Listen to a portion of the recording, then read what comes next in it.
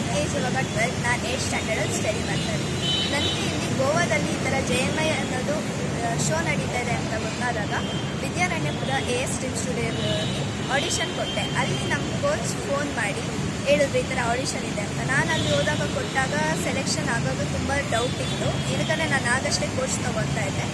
ಅದಾಗಿದ್ಮೇಲೆ ನಮ್ಮ sir phone ಮಾಡಿ ಹೇಳಿದ್ರು ನನಗೆ ಈ ಥರ ಆಪರ್ಚುನಿಟಿ ಸಿಕ್ತು ಅಲ್ಲಿ ಹೋಗೋಕ್ಕೆ. ಗೋವಾಗೆ ಹೋಗಿದ್ಮೇಲೆ ನಾನು ಅಲ್ಲಿ ಹೋಗಿ ನಾನು ಪಾರ್ಟಿಸಿಪೇಟ್ ಮಾಡಿ ಅಲ್ಲಿ ವಿನ್ನರ್ ಆಗಿ ನೆಕ್ಸ್ಟ್ ಇವಾಗ ವರ್ಲ್ಡ್ ಫೈನಲ್ಸ್ ಬಂದು ಅಲ್ಲಿ ವಿಯೆಟ್ನಾಮ್ಗೆ ಹೋಗಿ 22 ಕಂಟ್ರೀಸ್ ಜೊತೆ ನಾನು ಪಾರ್ಟಿಸಿಪೇಟ್ ಮಾಡಿ ಇಂಡಿಯಾಗೆ ಒಂದು ಹೆಸರು ಥರ ಸೆಕೆಂಡ್ ರನ್ನರ್ ಆಫ್ ಬಂದಿದ್ದೀನಿ. ನನ್ನ ಕಂಟ್ರಿನ ಅಲ್ಲೋಗಿ ರೆಪ್ರೆಸೆಂಟ್ ಮಾಡಿದ್ದಕ್ಕೆ ನನಗೆ ತುಂಬ ಪ್ರೌಡ್ ಇದೆ. ನನಗೆ ಹೆಲ್ಪ್ ಮಾಡಿದವ್ರಿಗೆಲ್ಲ ನನಗೆ ಸಪೋರ್ಟ್ ಮಾಡಿ ಗೈಡ್ಲೈನ್ಸ್ ಕೊಟ್ಟಿರೋ ನನಗೆ ಅತುಲ್ ಸರ್ ಮತ್ತು ನಮ್ಮ ಫ್ಯಾಮಿಲಿಗೆ ತುಂಬ ಥ್ಯಾಂಕ್ಸ್.